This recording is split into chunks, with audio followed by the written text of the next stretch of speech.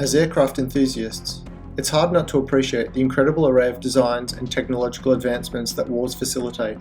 And while Alexander Lippisch never got past the early stages of design of his P-15 Diana, modernity has given us both static and flying models of his designs, proving, at least in small scale, the aerial competence of this beautiful aircraft. Let's take a few steps back to the 1st of September 1941. For some, this date will stand out. It was the date of the first flight of the Messerschmitt Me-163 Comet, a revolutionary rocket-propelled aircraft designed by Alexander Lippisch while working for Messerschmitt, whose incredible speed and agility was only matched in ferocity by its propensity to kill its pilots and ground crew.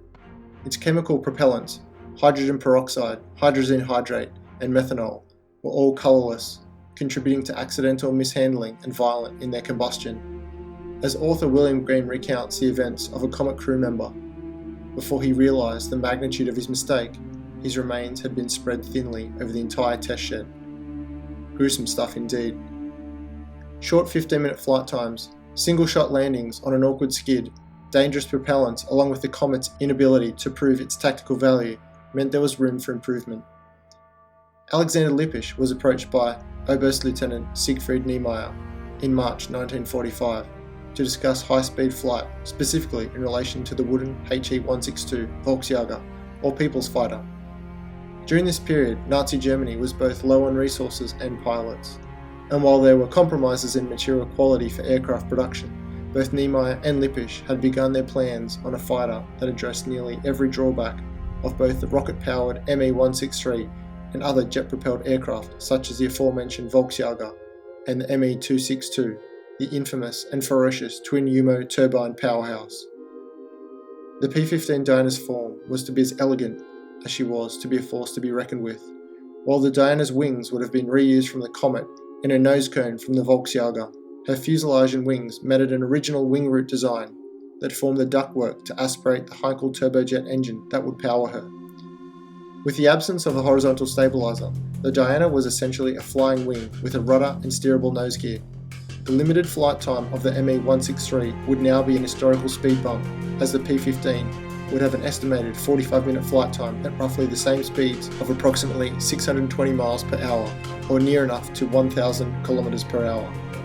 It also had the advantage and ability to alter throttle speeds and take off and land with ease and at will, made possible by a fully retractable undercarriage to be repurposed from the Bf-109. What if the Allies had met the Diana in the skies above a battered Berlin in 1945? At just 20 feet long, with wings of 33 feet, it would have had a marginally smaller wingspan, yet drastically shorter fuselage than the Focke-Wulf FW-190, making it an arguably smaller target for the Allies to shoot down.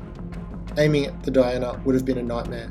Large ailerons combined with a flying wing design would have made the Diana nimble in the air, with an exceptionally large flight envelope, able to slow down enough to engage targets only to throttle up immediately afterward to locate another target or return to base.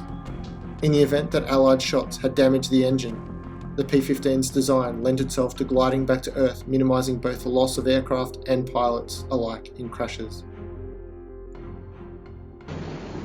The Diana was proposed to have 4 automatic cannons fitted, 2 in the forward fuselage spewing 30mm rounds, and 2 wing-mounted 20mm cannons. The Diana would have raged short fiery bursts at her targets before screaming past or veering off to fend off the bomber escorts, quite possibly the menacing P-51 Mustang. But at a staggering 300 km an hour faster than its adversary, the Diana could engage and flee at will without concern. So, we return to the question, what if the Lippisch P-15 had come into production and service?